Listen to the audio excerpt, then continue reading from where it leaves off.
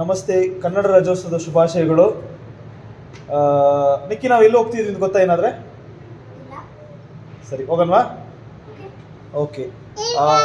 ಹಾಂ, ನಾವು ಬೆಂಗಳೂರಿಂದ 248 ಕಿಲೋಮೀಟರ್ ದೂರದಲ್ಲಿರುವ ಕನ್ನಡದ ಮೊದಲ ಶಾಸನ, ಆಲ್ಮೆಡಿ ಶಾಸನ ಅಂತ ಹೇಳುವ ಒಂದು ಶಿಲಾಶಾಸನ ಇರುವ ಸ್ಥಳಕ್ಕೆ ಹೋಗ್ತಾ ಇದ್ವಿ.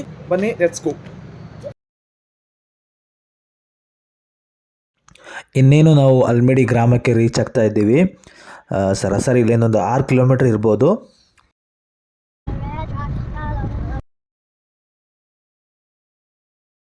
ಬನ್ನಿ ಫ್ರೆಂಡ್ಸ್, ನಾನಿವಾಗ ಆಲ್ಮೆಡಿ ಶಾಸನ ತೋರಿಸ್ತೀನಿ.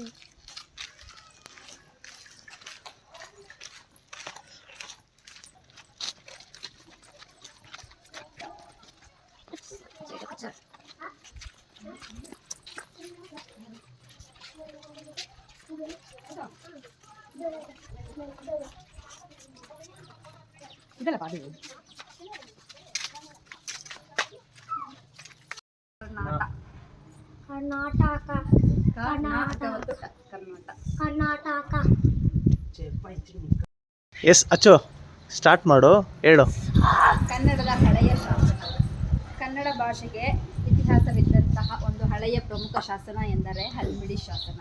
ಇದು ಕಾಕುತ್ಸವರ್ಮ ಬರೆಸಿದಂತಹ 450ರಲ್ಲಿ ಇದರಲ್ಲಿರುವ ಶಾಸನದಲ್ಲಿ ಕರ್ನಾಟ ಅನ್ನೋ ಒಂದು ಪದ ಇದರಲ್ಲಿದೆ. ಇದರಿಂದ ನಮಗೆ ಏನು ತಿಳಿದು ಬರುತ್ತೆ ಅಂದರೆ ಕನ್ನಡ ಭಾಷೆಗೆ ಇಷ್ಟು ಹಳೆಯ ಇತಿಹಾಸ ಇದೆ ಅಂತ ಈ ಒಂದು ಶಿಲಾಶಾಸನದಲ್ಲಿ ಇದರಲ್ಲಿ ಕರ್ನಾಟ ವರ್ಡಿಂದ ಪದದಿಂದ ನಮಗೆ ತಿಳಿದು ಬರುತ್ತೆ. Okay, super. ಅದಲ್ಲದೆ ಇಲ್ಲಿ ಹಿಂದೆಲ್ಲ ಏನೆಲ್ಲ ಬರೆದಿದ್ದಾರೆ. ಎಷ್ಟು ವರ್ಷದ ಇತಿಹಾಸ?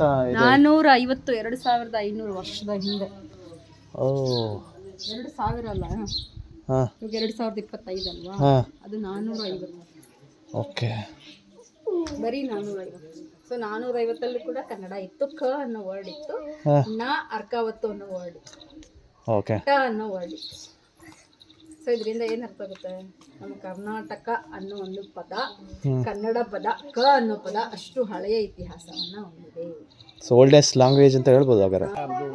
ಇದು ಕನ್ನಡದ ಮೊಟ್ಟ ಮೊದಲು ಶಿಲಾಶಾಸನ ದೊರೆತಂತ ಊರು ಆಲ್ಮೆಡಿ ಗ್ರಾಮ. ಇದು ಭೇಟಿ ಹಾಕಿದ್ರಲ್ಲಿ ಸಂತೋಷ. ನಿಮ್ಮ ಹೆಸರು ಗೊತ್ತಾಗಲಿಲ್ಲ? ನನ್ನ ಹೆಸರು ರಾಜೇಗೌಡ. ರಾಜೇಗೌಡ ಅಂತ. ರಾಜೇಗೌಡ. ಓಕೆವಾ.